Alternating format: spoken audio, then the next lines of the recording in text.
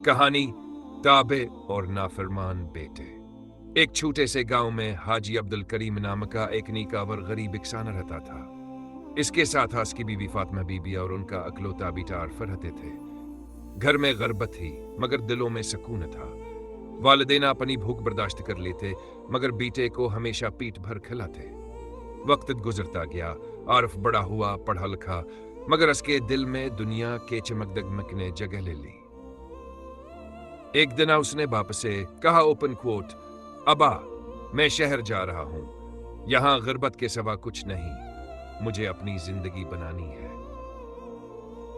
Close quote. बाप ने नरम लहजे में कहा, ओपन कोट, बेटा हम गरीब जरूर हैं मगर अल्लाह के शुक्र गुजार हैं। दौलत हमेशा नहीं रहती मगर माँ बाप की दुआ हमेशा साथ देती है। Close quote. मगर आरिफ ने उनकी बात को मजाक में उड़ा दिया। वो चला गया। शहर में किस्मत ने यावरी की, आरिफ अमीर बन गया। महलात, गाड़ियां, नौकर चाकर सब कुछ था, बस माँ बाप की दुआएं नहीं थी। साल गुजर गए। एक दिन खत आया। माँ ने लिखा, ओपन कोट, बेटा तुम्हारे अबा बीमार